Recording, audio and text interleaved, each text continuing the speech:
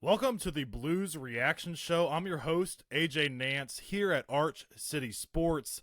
The Blues with a 4-3 loss in a shootout versus one of the best teams in all of hockey, a team that's 40-14-3 now on the year in the Winnipeg Jets. The Blues now at 25-26-6. A very solid performance from both teams in this one. We're going to dive into everything good and bad from the Blues, what it looks like moving forward for the rest of this year after a couple weeks off because of the Four Nations tournament, and much more. But before we do that, a word from our sponsor.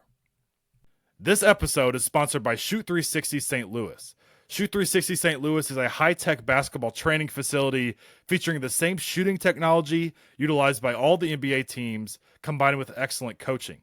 Unlock your game at Shoot 360 St. Louis. Register for a free 1-hour workout by downloading the Shoot 360 mobile app or visit www.shoot360stl.com. Like I said in the sponsorship there, make sure to check out Shoot 360 St. Louis. You can follow them on Instagram, as well as follow us on Instagram and TikTok at Arch City Sports. You can follow Shoot 360 at Shoot 360 STL.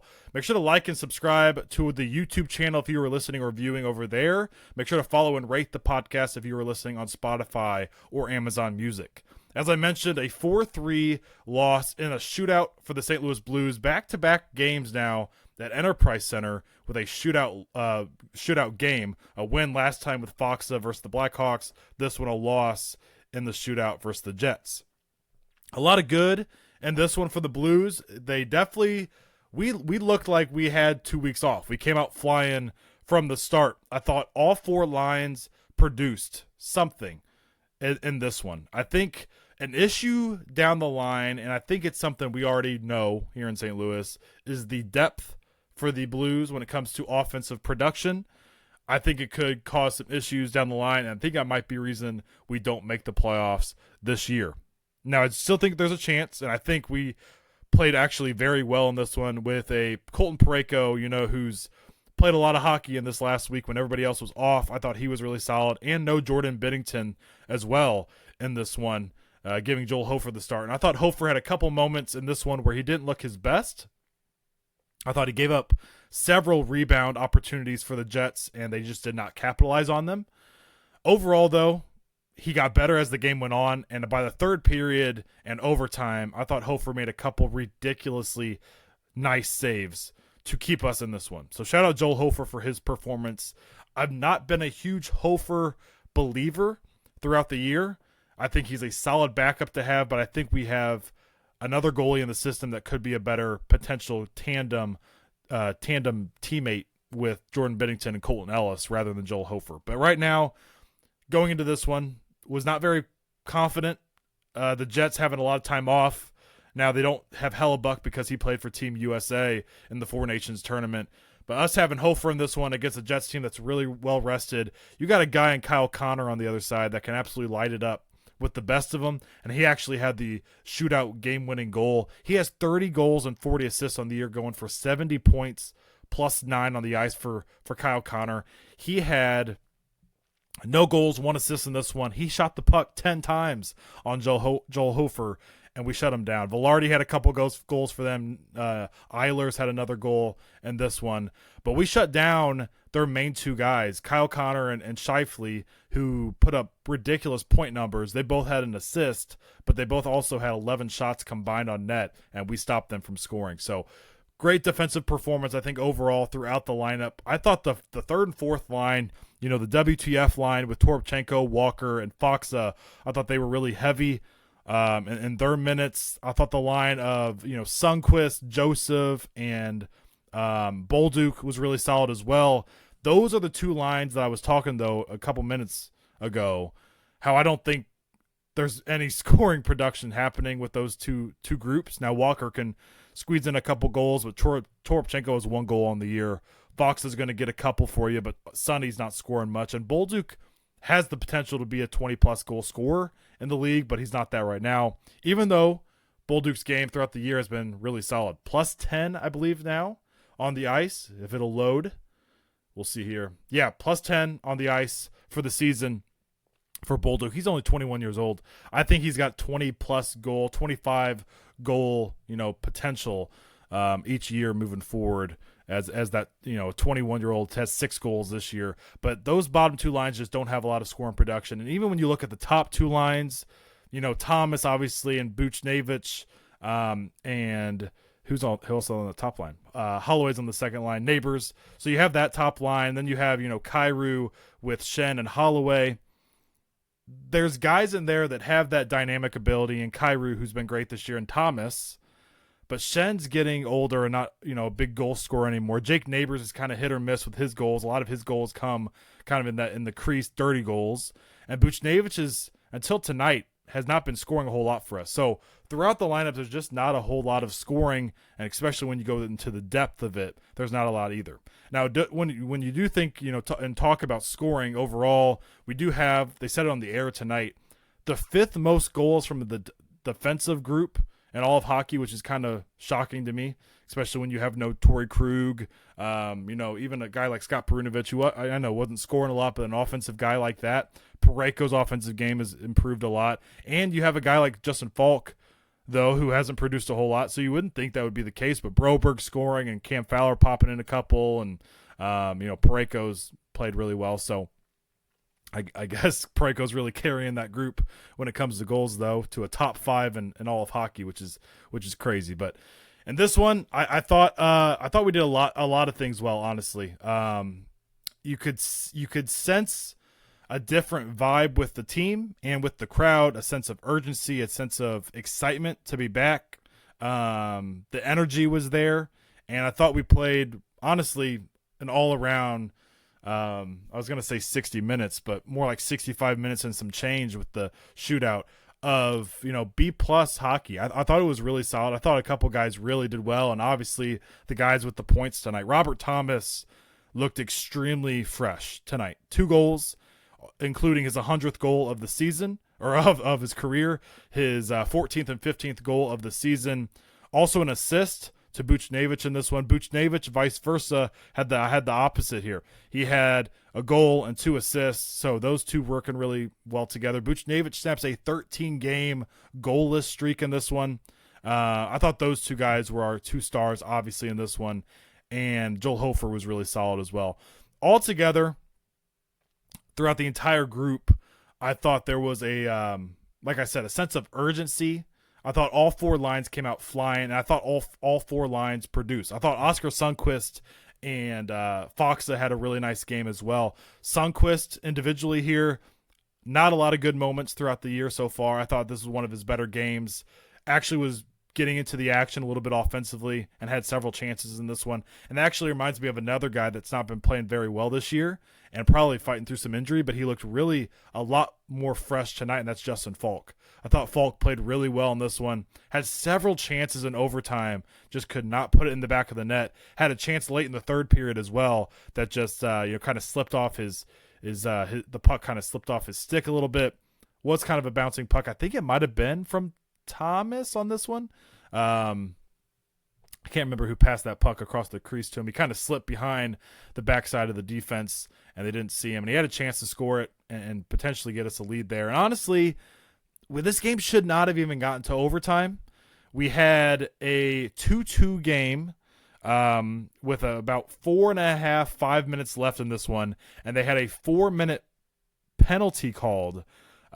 Jake Neighbors got a semi-breakaway, and one of their defensemen who lost his stick, I believe it was Pionk. It might not have. I believe it was Pionk on this one.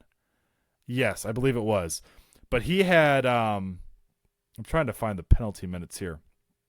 Yes, it was Neil Pionk with 6 penalty minutes. He had 4 on this one little sequence. He kind of pulls down Neighbors on the breakaway. He had already lost his stick. That's kind of how Neighbors got the breakaway to begin with. He starts pulling down Neighbors. Before they can touch the puck to stop the play, Sundqvist had the puck in front of the net, and he pulls down Sundqvist as well. So he gets a 2 penalties on this one, goes to the box. We get a 4-minute power play. 4-minute power play, and about 5 minutes left in this one, and we score on it. Pavel Buchnevich with the absolute snipe kind of got closer and closer to the net, kind of pinching everything in close on that 5-on-4. He snipes it in for his 12th goal of the season. And, I thought also another couple minutes of the power play, get one more, and we could seal this thing. We did not do that. Winnipeg, kind of fended us off there. With about 27 seconds left, they get a deflection goal. I believe that was Velarde's goal on the deflection. Yes, it was Velarde's 26th goal of the year on that deflection. Hofer can't do anything about it. Ideally, the only thing we could have done different in that one is kind of clear it early. That would have been nice. We had a couple sticks on it. Kyle Connor squeezed through 3 of our players on that one, and he kept it in the zone.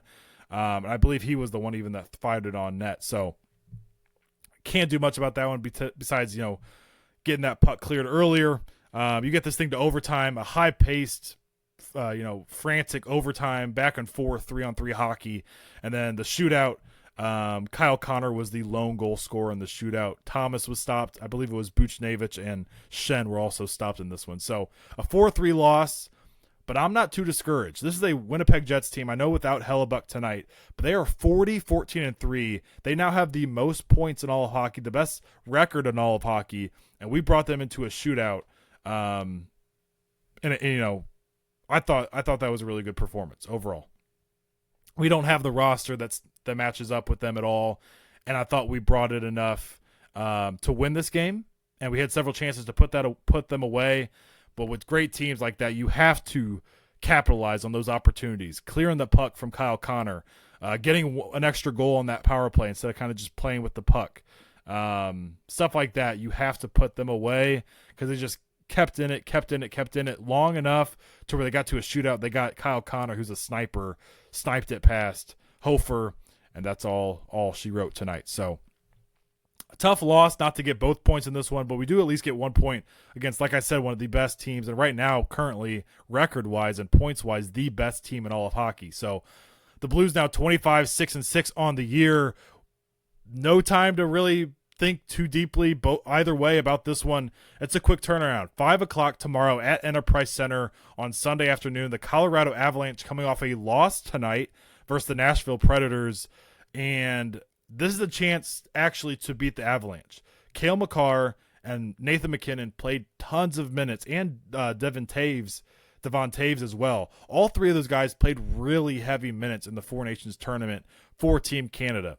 So this is a huge chance for the Blues to bounce back and win this one. I would assume all things are pointing towards Jordan Binnington being back in net tomorrow night. So going to get our star goaltender who's got to obviously build off this confidence he's gotten from the Four Nations tournament. He was arguably the best player in the last game at the biggest moment for Team Canada, making unbelievable saves versus Team USA and leading Team Canada to a Four Nations tournament win. He's got to build that off that confidence and carry that over here to us. And he talked about that actually pregame with an interview with Joey Vitale. But having him tomorrow against an Avalanche team who's coming off a second night of a back-to-back, I know we are too, but with a Nathan MacKinnon, who should be a little tired at least, Cale Makar should be a little tired, and Devon Taves should be a little tired. We should be in a good spot to win this one. But we exerted a lot of effort and energy tonight, and we have to turn around and do it again tomorrow versus the Colorado Avalanche. So very interesting to see how we come out tomorrow. I think the first period will kind of tell with where we're at energy and effort-wise. May be able to get a couple subs in there. Letty and Texier were the 2 scratches tonight. Maybe they get in there and get some minutes instead of, maybe a Joseph gets a night off or something like that. We'll see how that goes, but I definitely see this as a chance to win against an Avalanche team, which is really good, but also has a lot of holes in their squad this year. It's not the same dominant Avs team from the past, and like I said, 3 of their star players have to be at least a little fatigued from the second night of a back-to-back, but also playing heavy minutes and very meaningful, powerful hockey in the Four Nations tournament. So Blues should look in a good spot to win tomorrow, and it'd be really nice to get a point versus the Jets, a couple points versus the Avalanche would be in a really good spot going against the Kraken, and then another really good team in the Capitals coming up this upcoming week. So very exciting game tonight, even though it was a shootout loss, and also a very exciting game tomorrow versus the Avalanche. So make sure to tune into that game tomorrow at 5 p.m. Central Time versus the Colorado Avalanche at home at Enterprise Center. And like I said several times throughout this episode, make sure to follow us on Instagram and on TikTok at Arch City Sports. Subscribe to the YouTube channel if you are listening or viewing over there. Like this video as well as future videos moving forward. And if you're listening on Spotify or Amazon Music, I really appreciate that as well. There's a way to support over there. That's follow the podcast and rate us a 5-star. I would really appreciate that, and that would help us get the Arch City Sports name out there a little bit more. And I mentioned the sponsor, Shoot 360 St. Louis. Make sure to follow them on Instagram. And, if you have a kid out there, or if you yourself are listening or at the age, high school, or even college, or, professional somewhere, and you want to get some shots up and get a free workout over there at Shoot 360, see what we're about, make sure to do that through the website or through the mobile app. And yeah, go check out Shoot 360 STL on Instagram for their, the post over there. So, fun night in St. Louis. The Cardinals, played, but they lost. The Blues played St. Louis City with their first match of the year, and the Billikens with a dominant win versus Rhode Island. That reaction show is out as well, the SLU reaction show. So make sure to go check that out also. So a lot of fun here in St. Louis. Right back at it tomorrow with the Blues versus Avs. The Cardinals also play, I believe it's at noon tomorrow. So I'm going to be doing reaction shows to the regular season for the St. Louis Cardinals, not the spring training preseason type stuff. But a lot of St. Louis Cardinals content being posted over there on Instagram and TikTok. So make sure to go check out all of social media and all the plugs that I just announced. But yeah, I will see you guys on Monday morning for the Blues reaction show, but also our Monday episode covering everything that happened in St. Louis here this past weekend. So everybody have a great rest of your evening, and by the time you're listening to this, Sunday, and I will see you guys for the next Blues reaction show.